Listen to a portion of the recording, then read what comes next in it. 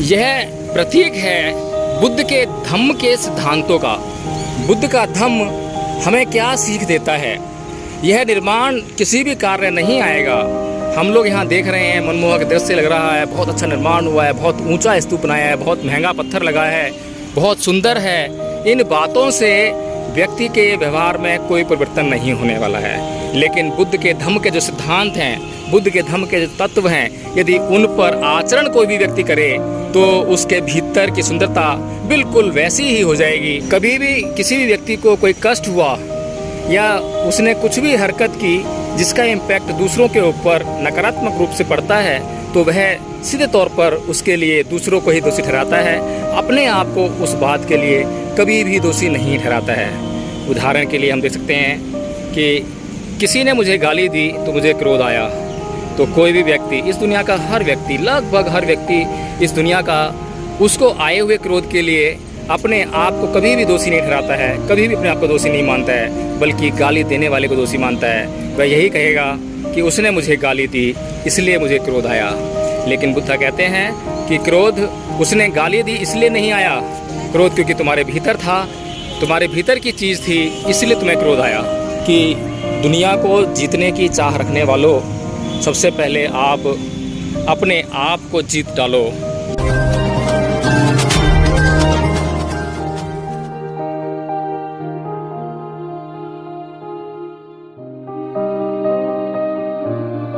जय भीम, नमो साथियों, आज हैं हम इंद्रप्रस्थ पार्क, जो कि दिल्ली विकास प्राधिकरण के अंतर्गत आता है।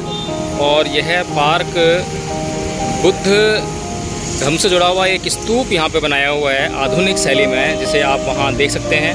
अभी हम वहाँ चलेंगे, उससे पहले मैं यहाँ पर जो एंट्रेंस पर हूँ और जो प्रवेश द्वार है आप यहाँ से देख सकते हैं। और ये जो है यमुना के किनारे पर है। आप देख सकते हैं कि ये जो रोड है जिसके पार में यमुना नदी बहती है, और उसके पार जो है बिल्कुल यहीं से सीधे अक्षरधाम मंदिर है। तो यहाँ हम देख सकते हैं कि इसके साथ में यहाँ पर निज़ामुद्दीन है जगह का नाम, जहाँ पे निज़ामुद्दीन स्टेशन भी है, और यहाँ पर जो है एक मकबरा भी है। और यह जगह काफ़ी प्राइम लोकेशन पर है।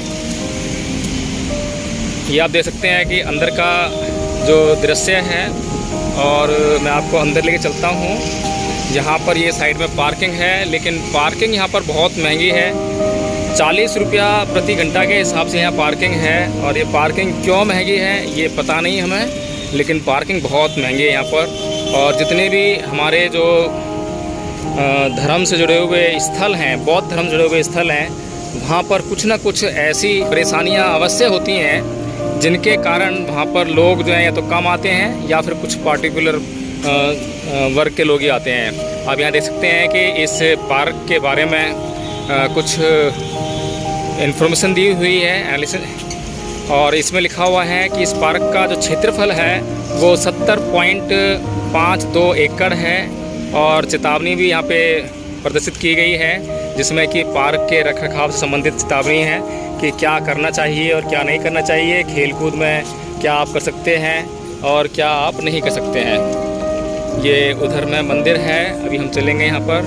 और ये आपको जो है पूरा पार्क जो है बहुत लंबा चौड़ा पार्क है। आप कभी दिल्ली आएँ तो आप यहाँ ज़रूर घूमने आएँ। और इस पार्क में क्रिकेट, फुटबॉल, वॉलीबॉल एवं बैडमिंटन आदि खेलना बिल्कुल मना है। फूल पत्ती तोड़ना सख्त मना है, कुत्ता लाना मना है, और आग व चूल्हा जलाना मना है। तो इन बातों को ध्यान में रखकर आप इस पार्क में आएँ।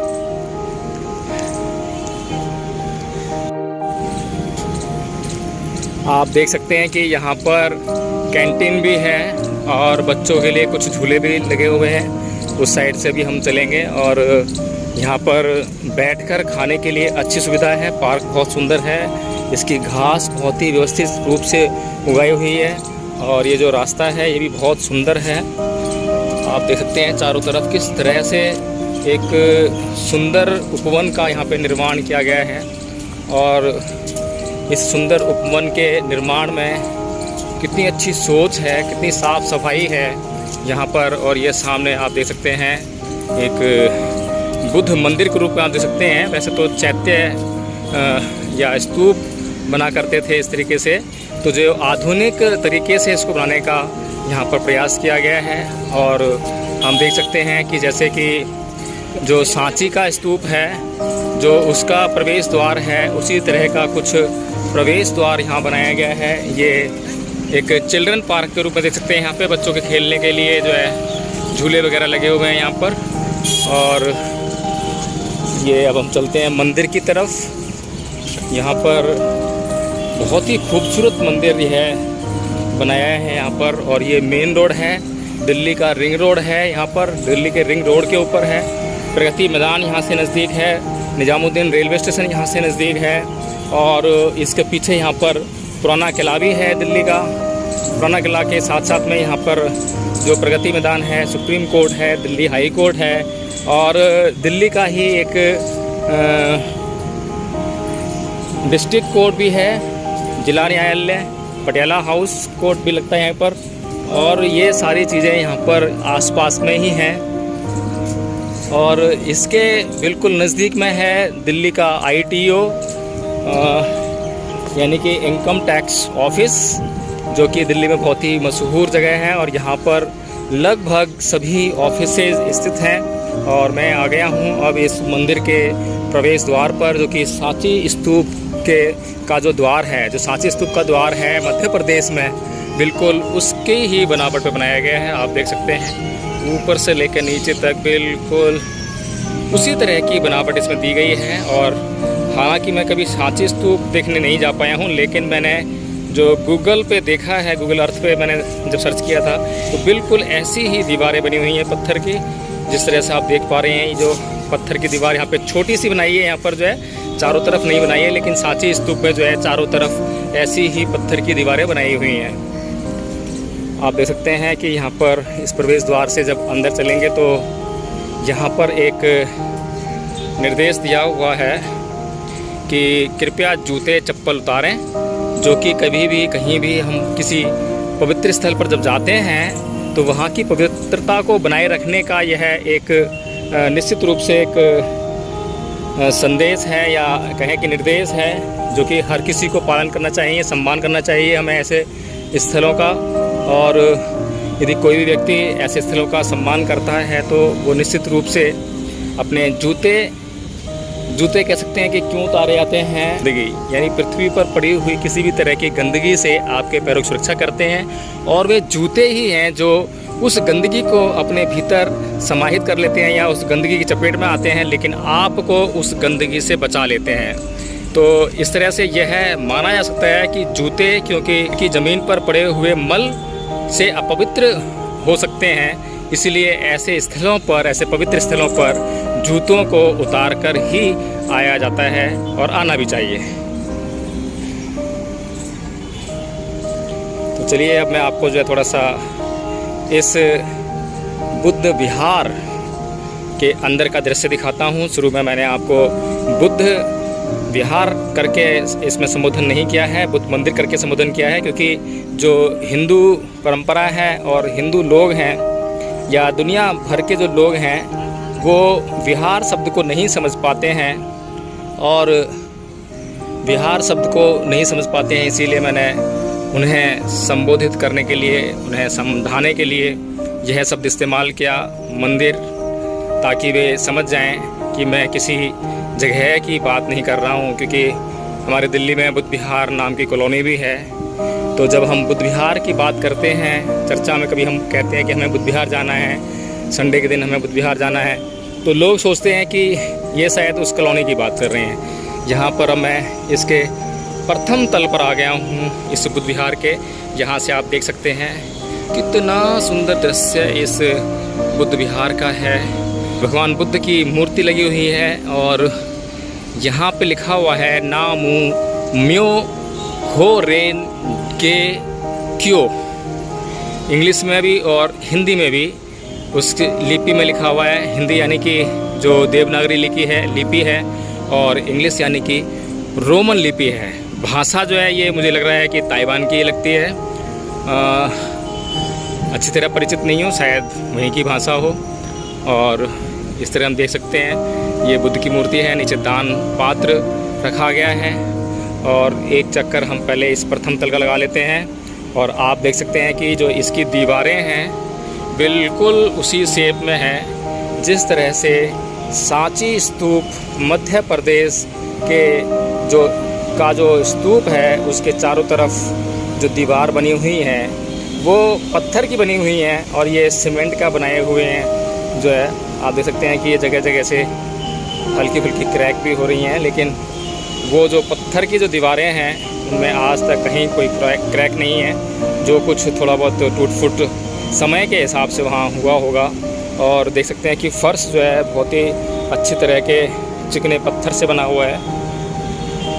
और ये देख सकते हैं कि यहाँ पर भी ये मूर्ति है, तो कह सकते हैं कि इस बुद्ध विहार का जो निर्माण किया गया है ये उसकी विशेषता है कि इसकी चारों दिशाओं में ऐसे भगवान बुद्ध की मूर्ति को स्थापित किया गया है, क्योंकि ये गोल आकृति का बना हुआ है, स्तूपा आकार का बना हुआ है। और स्तूप आकार का बना होने के कारण इसकी जो कोई भी गोल चीज़ है उसकी 4 दिशाएं निश्चित की जा सकती हैं मुख्य तौर पर।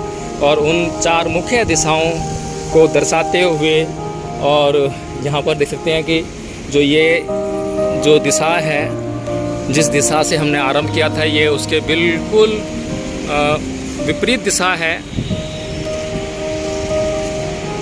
और इस विपरीत दिशा में भगवान बुद्ध की खड़ी मूर्ति है, खड़े हुए भगवान बुद्ध इस मूर्ति के माध्यम से।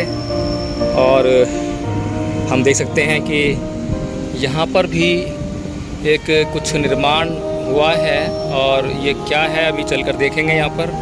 और यहाँ पर देखें कुछ पहाड़ों की आकृति पत्थरों के द्वारा बनाई गई है, और बहुत ही खूबसूरत स्थान यहाँ पर जो है बनाया हुआ है। घूमने के लिए बहुत अच्छा स्थान है, कभी भी आप आएँ तो यहाँ ज़रूर होकर जाएं। दिल्ली में आना हो तो ज़रूर जाएं। और ये जो गुंबद बना हुआ है गोल गोल, इसके ऊपर चढ़ने के लिए ये सीढ़ियाँ लगाई गई हैं। और फिर हम एक और दिशा में इस स्तूप के या इस बुद्ध विहार के आते हैं। और ये जो मूर्ति देख रहे हैं इस दिशा की, इसमें भगवान बुद्ध विश्राम अवस्था में हैं, विश्राम कर रहे हैं, लेटे हुए हैं। और हम फिर धीरे धीरे अपनी उसी दिशा में पहुंच रहे हैं जिस दिशा से हमने इस स्तूप का या इस बुद्ध विहार का भ्रमण शुरू किया था। और अब हम इस बुद्ध विहार या फिर इस स्तूप के द्वितीय तल के ऊपर हम जो है चढ़ेंगे, उसका भ्रमण करेंगे। और ये देखिए बिल्कुल नज़दीक से जो मैंने नीचे से आपको पढ़कर सुनाया था वो आप स्वयं पढ़ सकते हैं, रोमन में और देवनागरी लिपि में लिखा हुआ है। और ये भगवान बुद्ध की अभय मुद्रा वाली स्थिति बैठे हुए हैं।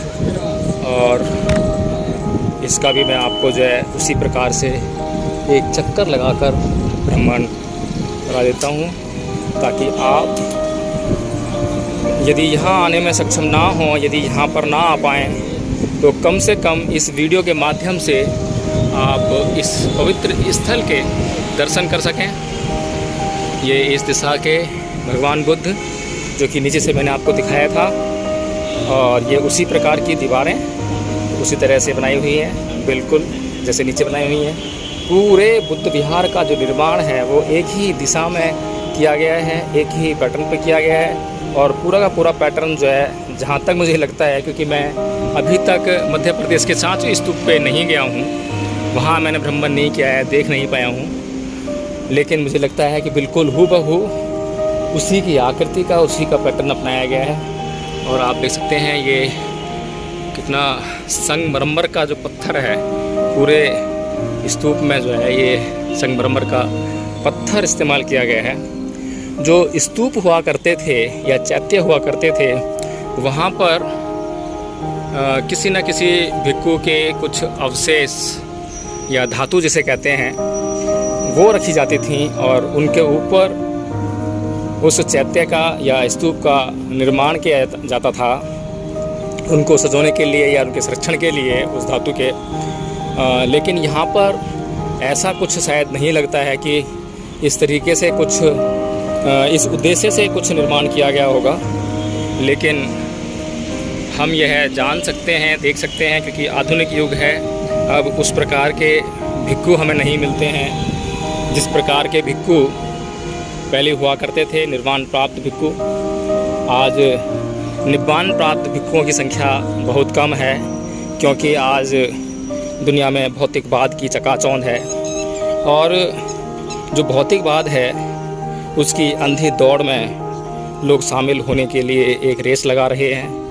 उस दौड़ में हर कोई अपने आप को आगे रखना चाहता है, उसमें जीतना चाहता है और दुनिया को जीतने का तो ख्वाब हर कोई रखता है, लेकिन अपने आप को जीतने के बारे में कोई शायद ही सोचता हो। और बुद्ध के धम्म का जो मार्ग है वो इसी दिशा में इस दुनिया के मनुष्यों का मार्गदर्शन करता है कि दुनिया को जीतने की चाह रखने वालों, सबसे पहले आप अपने आप को जीत डालो, या अपने आप को जीत कर बताओ तो फिर लगे कि हाँ आपने कुछ जीता है, या फिर अपने आप को जीत लो तो फिर लगेगा कि हाँ आप कुछ जीत सकते हो।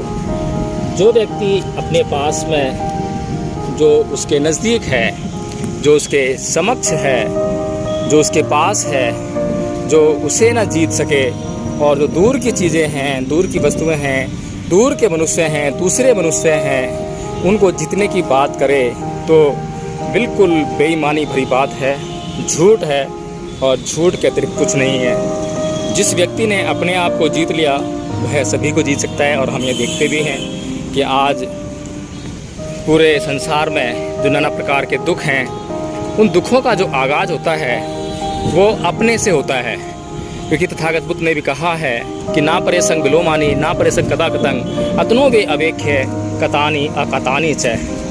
अर्थात व्यक्ति ना तो दूसरों के करने को देखे और ना ही व्यक्ति दूसरों की ना करने को देखे, लेकिन व्यक्ति स्वयं क्या करता है और क्या नहीं करता है उसको ज़रूर देखे, क्योंकि सब कुछ स्वयं से शुरू होता है।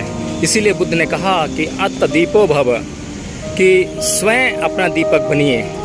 यदि आप स्वयं अपना दीपक बनेंगे तो अपने आप को तो प्रकाशित करेंगे ही, दूसरों को भी प्रकाशवान करने का काम करेंगे, जो कि अति महत्वपूर्ण कार्य है। इसी प्रकार हम देखते हैं कि संसार के जितने भी व्यक्ति हैं, आप खुद भी देख सकते हैं, कभी भी आप जांच कीजिए, किसी से भी बात कीजिए, कभी भी किसी भी व्यक्ति को कोई कष्ट हुआ या उसने कुछ भी हरकत की जिसका इम्पैक्ट दूसरों के ऊपर नकारात्मक रूप से पड़ता है, तो वह सीधे तौर पर उसके लिए दूसरों को ही दोषी ठहराता है, अपने आप को उस बात के लिए कभी भी दोषी नहीं ठहराता है। उदाहरण के लिए हम देख सकते हैं कि किसी ने मुझे गाली दी तो मुझे क्रोध आया, तो कोई भी व्यक्ति, इस दुनिया का हर व्यक्ति, लगभग हर व्यक्ति इस दुनिया का उसको आए हुए क्रोध के लिए अपने आप को कभी भी दोषी नहीं ठहराता है, कभी भी अपने आप को दोषी नहीं मानता है, बल्कि गाली देने वाले को दोषी मानता है। वह यही कहेगा कि उसने मुझे गाली दी इसलिए मुझे क्रोध आया।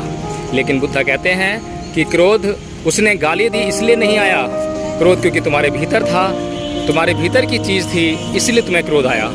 तो साथियों, ये जो बुद्ध के धम्म का प्रतीक है, यह प्रतीक सिर्फ एक बुद्ध विहार का निर्माण मात्र नहीं, यह प्रतीक है बुद्ध के धम्म के सिद्धांतों का।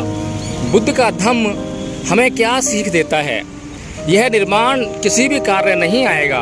हम लोग यहाँ देख रहे हैं, मनमोहक दृश्य लग रहा है, बहुत अच्छा निर्माण हुआ है, बहुत ऊंचा स्तूप बनाया है, बहुत महंगा पत्थर लगा है, बहुत सुंदर है। इन बातों से व्यक्ति के व्यवहार में कोई परिवर्तन नहीं होने वाला है। लेकिन बुद्ध के धम्म के जो सिद्धांत हैं, बुद्ध के धम्म के जो तत्व हैं, यदि उन पर आचरण कोई भी व्यक्ति करे तो उसके भीतर की सुंदरता बिल्कुल वैसी ही हो जाएगी जिस तरीके से कि ये सुंदर स्तूप, जिसमें आपको कहीं से भी कोई खोट, कोई दोष नजर नहीं आ रहा होगा।